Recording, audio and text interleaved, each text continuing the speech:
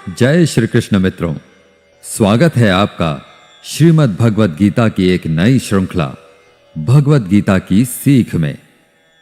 श्रीमद् भगवद गीता और भगवद गीता के ज्ञान के बारे में आपने बहुत से लोगों से सुना होगा, लेकिन फिर भी अक्सर आपके मन में यह संशय अवश्य रहता होगा कि आप भगवद गीता का अर्थ सही से नहीं समझ पाते या फिर अपने जीवन की वर्तमान परिस्थितियों के अनुसार भगवद गीता के ज्ञान को ग्रहण नहीं कर पाते, अपने रोजमर्रा के जीवन में इसका उपयोग नहीं कर पाते। प्रिय मित्रों, मैं बलवंत सिंह जोधा इस अनमोल साथी चैनल पर अब आपके समक्ष प्रस्तुत कर रहा हूं श्रीमद् भगवद गीता की एक बहुत ही सरल व्याख्या। इस श्रृंखला में मैं भगवद गीता के सभी 18 अध्यायों से मिलने वाली सीख और शिक्षाओं को बहुत ही सरल शब्दों में समझाने का प्रयास करूंगा, जिसे सुनने के बाद आपको अपनी समस्याओं का समाधान अवश्य मिलेगा। आप सोचेंगे कि क्या विशेष है इस गीता में? मित्रों, गीता में अगर कुछ विशेष है तो वह है श्री कृष्ण। बाकी हम सब तो निमित्त मात्र हैं, लेकिन फिर भी मेरा पूरा प्रयास रहेगा कि मैं बहुत ही आसान और सरल शब्दों में आप तक इस पवित्र ज्ञान को पहुंचा सकूं।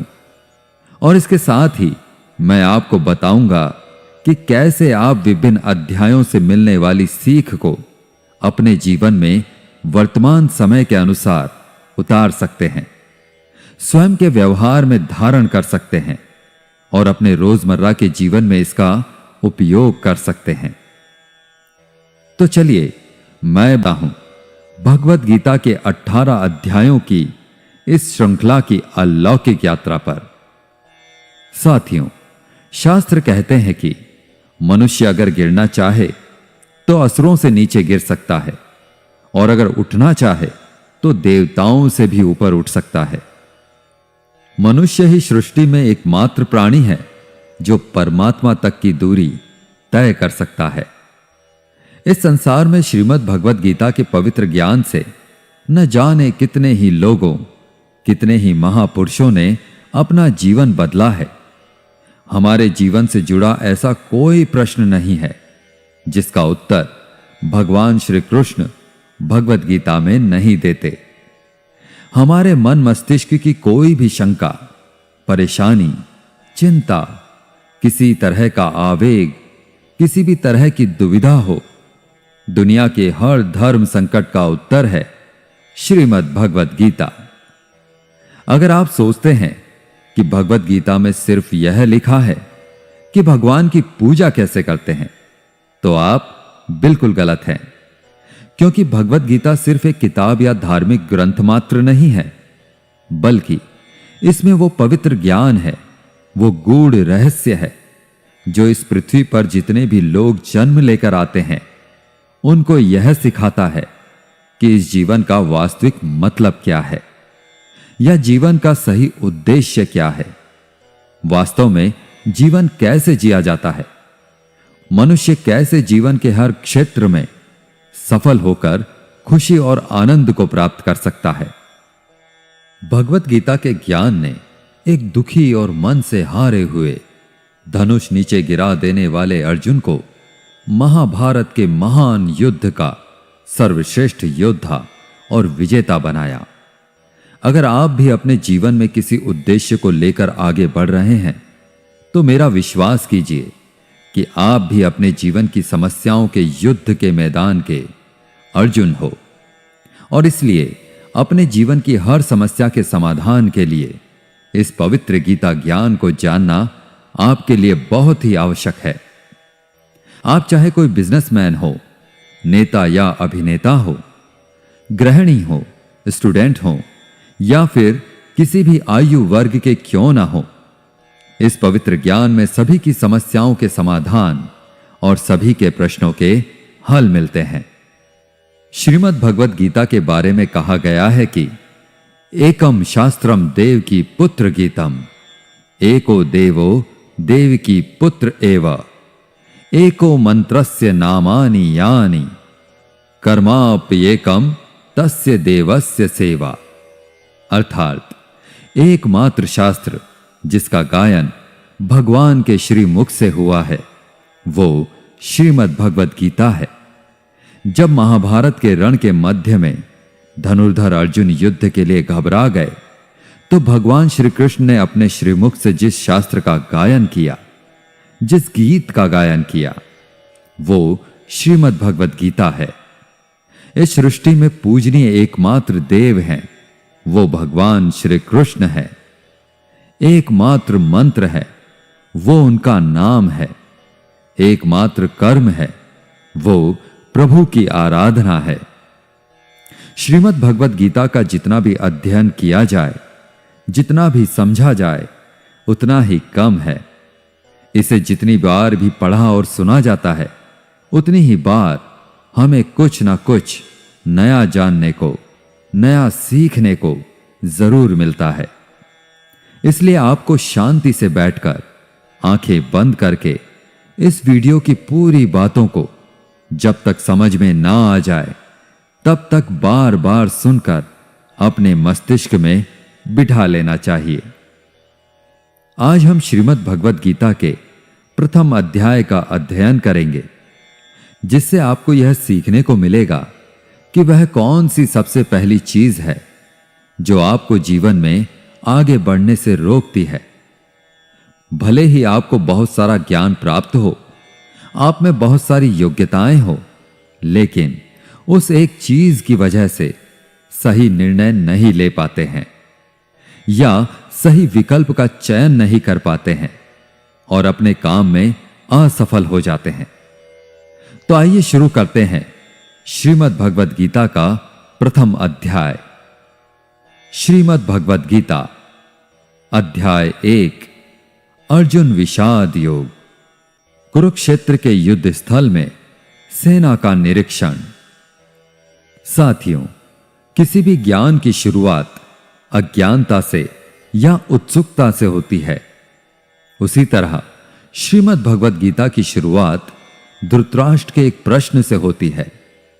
धृतराष्ट्र जो कि अज्ञानता के प्रतीक हैं, अज्ञान रूपी धृतराष्ट्र जिन्हें सत्य मालूम है, जिन्हें मालूम है कि इस संसार का एकमात्र सत्य परमात्मा है, लेकिन वे अपने पुत्र के मोह में अंधे होकर जीवन जीते रहते हैं।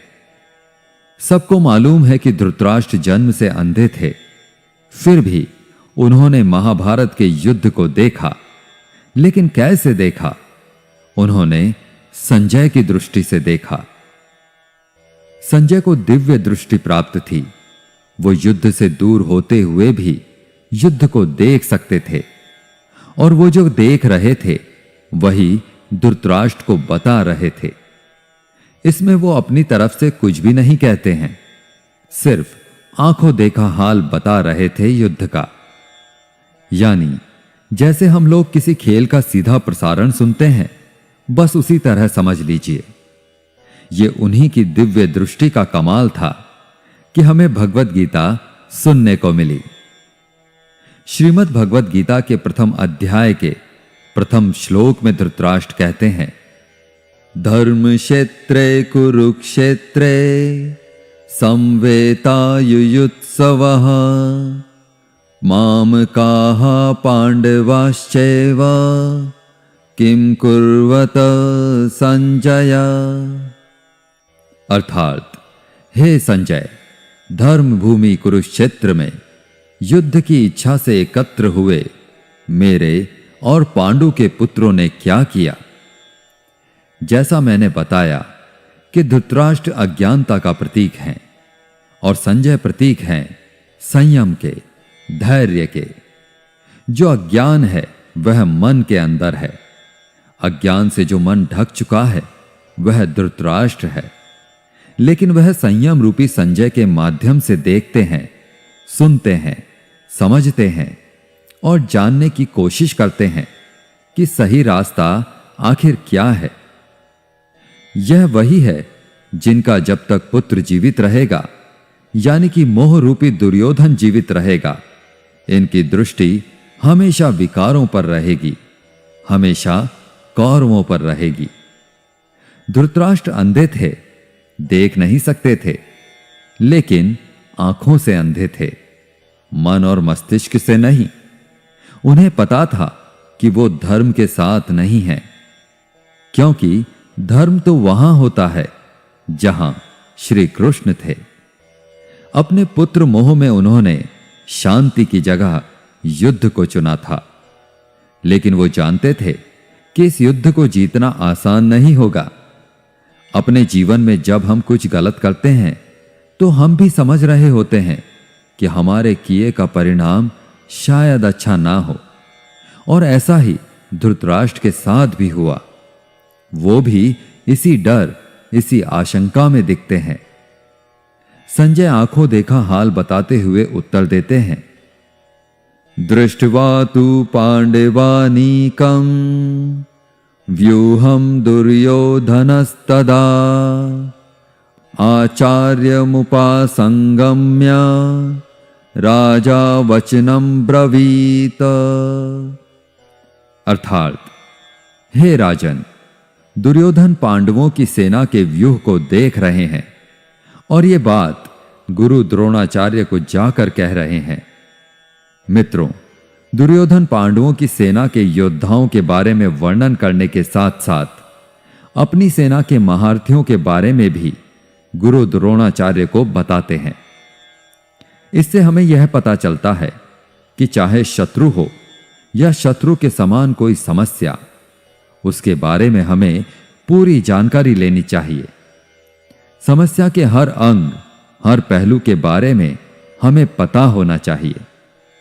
साथ ही हमें पता होना चाहिए कि हमारी अपनी ताकत क्या है, हमारे पास कौन कौन से विकल्प हैं जिससे आप उस समस्या पर विजय पा सकते हैं। समस्या और उसका समाधान दोनों के बारे में विचार करना चाहिए, जैसा कि दुर्योधन कर रहे थे। श्रीमद् भगवद गीता के प्रथम अध्याय के प्रथम भाग में महाभारत के चरित्रों की बात हो रही है। यहां पर प्रत्येक महारथी की बात हो रही है। कौन सा महारथी जो है वो जाकर के शंख बजा रहा है, कौन सा महारथी जो है वो सेना के बारे में बता रहा है। चारों तरफ युद्ध शुरू करने के लिए शंखनाद हो रहे हैं। कौरवों में दुर्योधन बहुत खुश हो रहा था, क्योंकि उसके पास बहुत ही बड़ी सेना थी। भीष्म पितामह थे, गुरु द्रोणाचार्य, गुरु कृपाचार्य और कर्ण जैसे बड़े बड़े योद्धा थे। पांडवों की सेना में अनुराग रूपी अर्जुन, भाव रूपी भीम, धर्म रूपी युधिष्ठिर सहित पांचों पांडव, भगवान श्री कृष्ण और अभिमन्यु आदि थे। यह युद्ध पूरी तरह से पारिवारिक युद्ध ही था। पांडवों और कौरवों के लिए गुरु द्रोणाचार्य और कृपाचार्य दोनों एक ही थे। भीष्म भी एक ही थे। साथ ही साथ पांडव और कौरव खुद भी आपस में चचेरे भाई थे, लेकिन हर कोई जीतने के उद्देश्य से रणभूमि में आया हुआ था। इस अध्याय के 15वें श्लोक में संजय धृतराष्ट्र को बताते हैं कि पांचजन्यम ऋषिकेशो देवदत्तम धनंजयः पौंड्रम दध्मो महाशंखम भीमकर्मा वकोदरः। अर्थात, ऋषिकेश श्री कृष्ण ने अपना पांचजन्य शंख बजाया, अर्जुन ने देवदत्त शंख तथा अति भोजी एवं अति मानवीय कार्य करने वाले भीम ने पौंड्र नामक भयंकर शंख बजाया। इस श्लोक में भगवान श्री कृष्ण को ऋषिकेश कहकर संबोधित किया गया है, क्योंकि वे ही समस्त इंद्रियों के स्वामी हैं। सारे जीव उनके भिन्न अंश हैं, अतः जीवों की इंद्रियां भी उनकी इंद्रियों के अंश हैं। भगवान समस्त जीवों के हृदय में स्थित होकर उनकी इंद्रियों को निर्देशित करते हैं।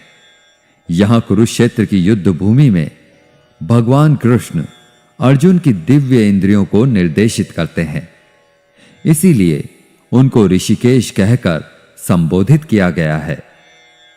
आप जैसे जैसे श्रीमद् भगवद गीता को पढ़ते जाएंगे तो आप समझते जाएंगे कि बहुत सारे चरित्रों के बारे में आगे कोई बात नहीं हुई है। सिर्फ भगवान श्री कृष्ण और अर्जुन का संवाद ही सिमट कर रह जाता है, क्योंकि भगवान के श्रीमुख से जो शास्त्र निकला है वह सिर्फ और सिर्फ अनुरागी अर्जुन के लिए था। जब हम इसी प्रथम अध्याय के दूसरे भाग में आते हैं तो फिर बात होती है धनुर्धर अर्जुन की दुविधा की, उनके दुख और संशय की, उनके विषाद की। इसीलिए इस प्रथम अध्याय का नाम है अर्जुन विषाद योग। अर्जुन जो है वो भगवान श्री कृष्ण से कहते हैं कि आप जो मेरा रथ है उसको ले जा करके दोनों सेनाओं के बीच में खड़ा कर दीजिए, मध्य में खड़ा कर दीजिए। मैं देखना चाहता हूं कि कौन कौन से योद्धा जो हैं वो इस युद्ध भूमि में आए हुए हैं। भक्त वत्सल भगवान श्री कृष्ण जो अपने परम मित्र अर्जुन के लिए इस युद्ध में उनका सारथी बनना स्वीकार करके अर्जुन के साथ सारथी के रूप में रथ पर स्थित हैं, वो अर्जुन के आग्रह के अनुसार रथ को दोनों सेनाओं के मध्य में ले जा करके खड़ा कर देते हैं। अर्जुन देखते हैं कि युद्ध भूमि में दोनों तरफ जो है उनके अपने हैं। कोई काका है, कोई मामा है, कोई गुरु है, कोई भाई बंधु है। अर्जुन ने युद्ध के मैदान में जहां भी देखा वहां दोनों तरफ ही सिर्फ परिवार वाले नजर आ रहे थे। यह देखकर अर्जुन बहुत दुखी और व्याकुल हो जाते हैं। उनके हाथ से उनका धनुष गांडीव छूटकर गिर जाता है। उनकी त्वचा जलने लगती है, उन्हें बुखार आ जाता है। समझ में नहीं आता कि यह कैसा युद्ध है जिसमें दोनों तरफ अपने ही लोग खड़े हुए हैं। अर्जुन को भी भ्रम हो जाता है और बहुत ही दुखी होकर वो भगवान श्री कृष्ण के समक्ष अपने दुख और दुविधा को प्रकट करते हैं। अर्जुन कहते हैं, हे केशव, मैं कैसे यह युद्ध कर सकता हूं?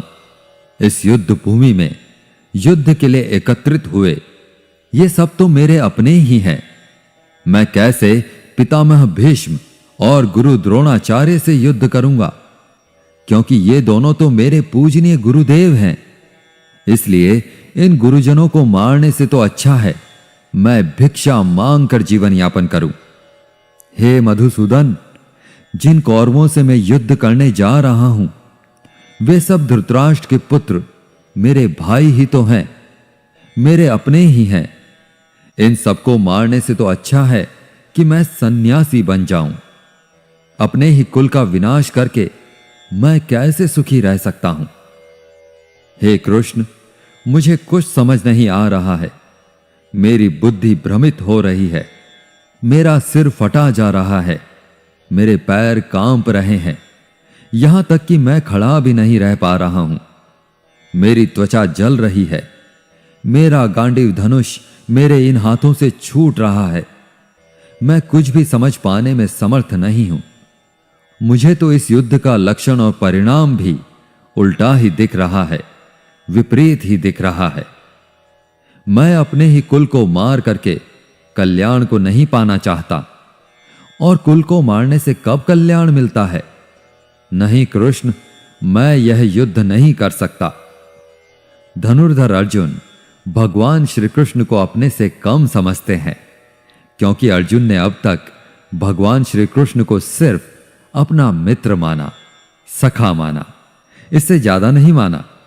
अर्जुन को नहीं पता था कि इसी भगवत गीता में आगे चलकर 11वें अध्याय में इसी अर्जुन को, जो अनुराग का रूप है, उसे भगवान के विराट विश्व रूप के दर्शन होने वाले हैं। धनुर्धर अर्जुन जो है वो अपनी तरफ से तरह तरह के तर्क देते हैं कि अगर यह युद्ध हुआ तो करोड़ों लोग मारे जाएंगे। जो सैनिक और योद्धा इस युद्ध में मारे जाएंगे उनकी स्त्रियों का क्या होगा? समाज कैसे आगे बढ़ेगा? और भी बहुत सी बातें अर्जुन ने विस्तार से कही। कुल मिलाकर अर्जुन चाहते हैं कि कैसे भी मैं इस युद्ध से वापस चला जाऊं या इस युद्ध को टाल दिया जाए, लेकिन यह युद्ध अब टाला नहीं जा सकता था, क्योंकि यह युद्ध ना हो इसके लिए पहले ही कई प्रयास किए जा चुके थे। यहां तक कि स्वयं श्री कृष्ण ने दुर्योधन और कौरवों को समझाने का प्रयास भी किया था, मगर दुर्योधन के अहंकार और धृतराष्ट्र के अपने पुत्र दुर्योधन के प्रति मोह ने इस युद्ध को अपरिहार्य बना दिया था। अर्जुन ने अपनी तरफ से हर वो तर्क दिया कि यह सब मेरे अपने हैं, मेरे परिवार के हैं, इनको मार करके मुझे क्या मिलेगा? मैं अपने ही लोगों को युद्ध में नहीं मार सकता। मुझे इस भूमि के साम्राज्य के लिए तो क्या, अगर कोई तीनों लोगों का साम्राज्य भी दे दे तो भी मैं ऐसा युद्ध नहीं करूंगा जिसमें मुझे अपनों को मारना पड़े। अर्जुन त्रिलोकों का साम्राज्य भी नहीं लेना चाहते हैं, वो उसको भी नकार रहे हैं। तो भगवान श्री कृष्ण अर्जुन को आखिर ऐसा क्या देने वाले हैं कि अर्जुन तैयार हो जाएंगे, मान जाएंगे कुरुक्षेत्र की इस युद्ध भूमि में उतरने के लिए? सब कुछ विस्तार से जानेंगे श्रीमद् भगवद गीता के आने वाले अध्यायों में। प्रथम अध्याय के अंत में अर्जुन जो है वे हताश और निराश होकर के रथ में पीछे जाकर बैठ जाते हैं। अर्जुन को उस पूरी सेना के निरीक्षण में अपने सगे संबंधी दिखाई देते हैं, परिवार दिखाई देता है जिनको मारना है। जहां तक हमारे संबंध होते हैं वहीं तक हम अपनी दुनिया मानते हैं। अर्जुन को मालूम नहीं था कि जो उनके मित्र श्री कृष्ण हैं वे स्वयं भगवान हैं, और अर्जुन को जब यह मालूम चलने लगता है तो वे गिड़गिड़ाने लगते हैं, क्षमा मांगने लगते हैं। अर्जुन बहुत सारे संशयों या उलझनों के बीच में उलझ चुके थे, युद्ध नहीं करना चाहते थे, लेकिन भगवान श्री कृष्ण ने उनकी हर समस्या, हर शंका का समाधान किया। दोस्तों, श्रीमद् भगवद गीता के प्रथम अध्याय से हमें यह सीखने को मिलता है कि वास्तविकता हमारी सोच से अलग होती है। हमें नहीं पता होता कि जब हम कोई काम करने का निश्चय लेकर जा रहे होते हैं तो वहां पर क्या हो सकता है। जब हम किसी बुरी चीज का सामना करते हैं तो हम संयम खो बैठते हैं और घबरा जाते हैं। घबरा जाने के बाद हम हमारा ही असली रूप भूल जाते हैं। इसी तरह हमारे शरीर, हमारे मन में भी अच्छाई और बुराई का युद्ध निरंतर चलता रहता है। धर्म क्षेत्र और कुरुक्षेत्र दोनों हमारे ही भीतर उपस्थित होते हैं, जिनके कारण हमारे मन में भी अर्जुन की ही भांति तरह तरह के संशय, तरह तरह के भ्रम उत्पन्न होने लगते हैं। इन संशयों से उबरने के लिए श्रीमद् भगवद गीता के ज्ञान के माध्यम से भगवान श्री कृष्ण की शरण में जाने का मौका मिलता है। इस प्रकार आप जो पाप हैं, जो बुरे कर्म हैं, उन्हें पीछे छोड़ने लगते हैं तथा पुण्य के साथ, अच्छे कर्मों के साथ आगे बढ़ने लगते हैं और अपने ही क्षेत्र को, जो अपना शरीर है, अपना मन है, उसे धर्म क्षेत्र बना लेते हैं। लेकिन अगर आप विकारों के साथ, बुराइयों के साथ चलते हैं, काम, क्रोध, लोभ, मोह के साथ चलते हैं, तो आप अपने शरीर, अपने ही मन को कुरुक्षेत्र बना लेते हैं। भले ही अर्जुन युद्ध कला में निपुण थे, सर्वश्रेष्ठ थे, और भले ही वे युद्ध करने के लिए मैदान में धनुष उठाकर चले आए थे, लेकिन युद्ध सिर्फ हथियारों के चलाना जानने से नहीं होता। उसके लिए दृढ़ निश्चय भी चाहिए होता है, अपनी भावनाओं पर नियंत्रण चाहिए होता है। मैदान में आकर अर्जुन को अपने निश्चय या कर्तव्य से ज्यादा अपने संबंधियों और गुरुओं से मोह हो गया और फिर वे दुखी हो गए। वे युद्ध करने का निर्णय नहीं ले पाए। इससे यह भी सीखने को मिलता है कि जीवन में हमें हमारा कर्म करने से सबसे पहले रोकने वाला अगर कोई होता है तो वह है हमारा मोह, लगाव या अपनापन। जैसे कि आप सुबह जल्दी उठ तो सकते हैं, अपने शरीर और मन को स्वस्थ रखने के लिए व्यायाम या योग प्राणायाम कर सकते हैं, लेकिन आपको अपनी नींद और आलस से मोह होता है। आप अपने लक्ष्य को प्राप्त करने के लिए कठोर परिश्रम तो कर सकते हैं, लेकिन आपको अपने आराम से लगाव होता है। अर्जुन एक क्षत्रिय थे और युद्ध करना ही उनका कर्म था, और वह युद्ध करने में बहुत अच्छी तरह से अभ्यस्त भी थे, लेकिन वे मोह में आकर, लगाव में आकर अपना कर्म भूल गए।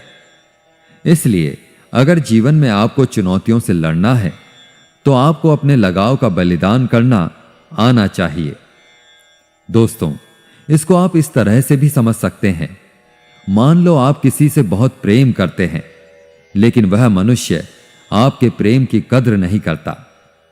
ऐसे में आपको उसका प्रेम पाने का मोह नहीं होना चाहिए, क्योंकि लगाव किसी भी तरह का हो, जब तक वह है, आप अपने जीवन के अर्जुन नहीं बन पाओगे। साथियों, आशा है आपको श्रीमद् भगवद गीता के प्रथम अध्याय की यह सरल व्याख्या जरूर पसंद आई होगी और आपको इससे बहुत कुछ सीखने को भी मिला होगा। इस वीडियो से आपने क्या सीखा, हमें कमेंट करके जरूर बताएं। अगर इस वीडियो में मुझसे कोई भी त्रुटि या गलती रह गई हो तो मैं क्षमा प्रार्थी हूं। मिलते हैं जल्दी ही श्रीमद् भगवद गीता के दूसरे अध्याय की आसान और सरल व्याख्या के साथ। तब तक के लिए अपना ध्यान रखें, स्वस्थ रहें, प्रसन्न रहें। जय श्री राधे कृष्ण। राधे राधे।